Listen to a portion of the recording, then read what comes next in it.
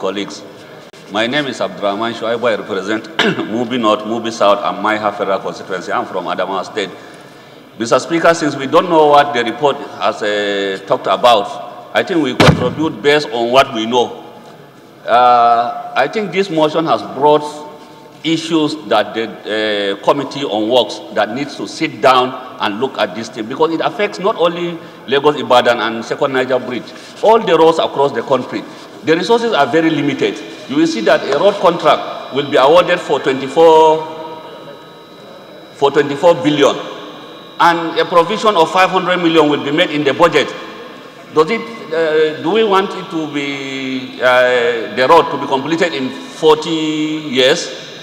So it's a serious problem that needs to be looked at.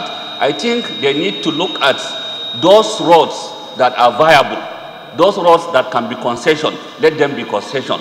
Those that cannot be, let them make adequate budgetary provisions for them. And those roads that can be given back to the states, let them be given to the states so that the states can undertake the construction of those roads. But I think the way we are making provisions for our budgets is not adequate to take care of the infrastructural deficit that we have. All these roads, most of them have been awarded, the contracts have been awarded, but there are very, very little budgetary provisions for them. Apart from even the little budgetary provisions, not all of them are being released, because sometimes you make provision for 500 million, you release 130 million.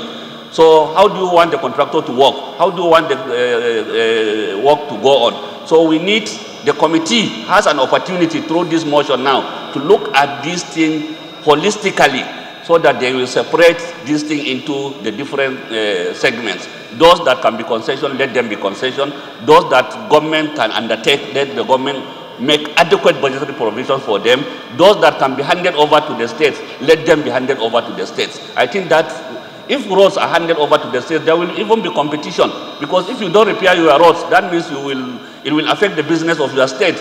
So I think most of these things, we should still look at this power, devolution of power, so that some of these roads, let them be transferred back to the states, so that the states can undertake the construction of